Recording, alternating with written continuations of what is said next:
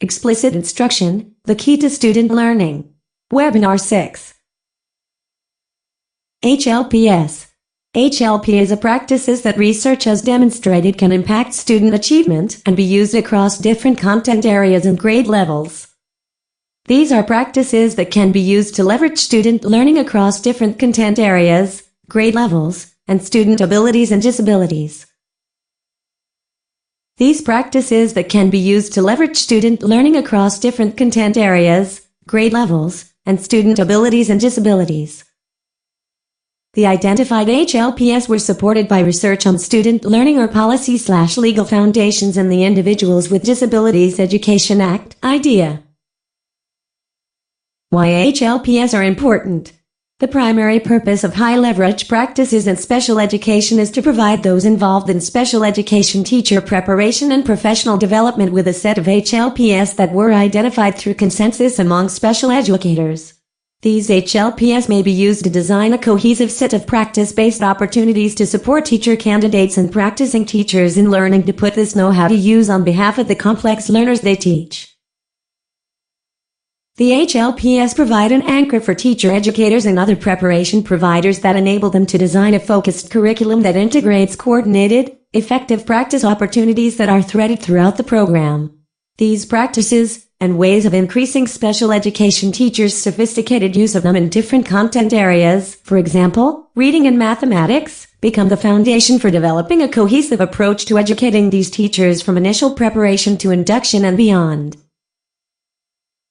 HLP in special education.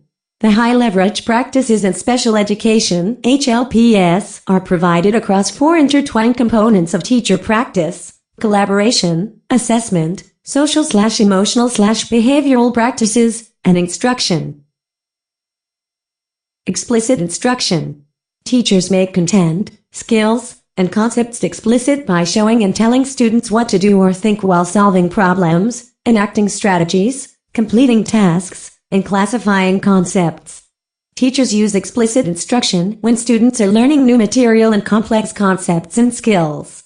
They strategically choose examples and non-examples in language to facilitate student understanding, anticipate common misconceptions, highlight essential content, and remove distracting information.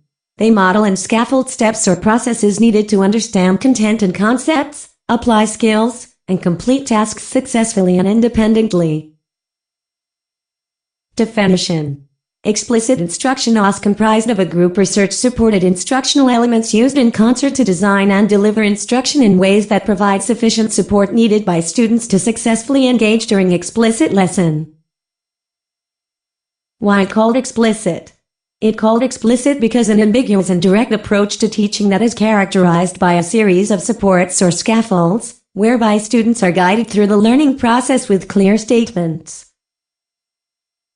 Elements of explicit instructional content, design, delivery, practice. EBs for special education are instructional strategies backed by research and professional expertise to support the learning and behavior of students with disabilities. What does being an evidence-based practice mean? The essential steps in determining whether a practice is evidence-based seem to be A. Locating the high-quality, experimental research that examines the effectiveness of the practice, and then B. Determining whether sufficient quantity of evidence showing that the practice causes improved learner outcomes exists. HLPS and EBs. High-leverage practices, HLPS, and evidence-based practices, EBs, when used together can become powerful tools for improving student outcomes. Direct instruction, early childhood education. This intervention report includes all direct instruction products. These programs include techniques that are fast-paced, teacher-directed, and accommodate opportunities for student response and teacher reinforcement. The grades included in report were preschool and kindergarten. Example of explicit instruction.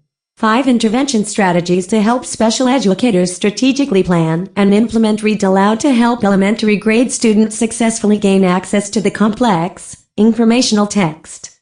Specifically, they address how special educators can A. Optimize the use of multiple texts, B. Integrate explicit comprehension instruction and read aloud, C. Facilitate academic discussions. D. Promote expressive vocabulary use. And E. Link listening and reading comprehension. References: Migleski, J. Beringer, M.D.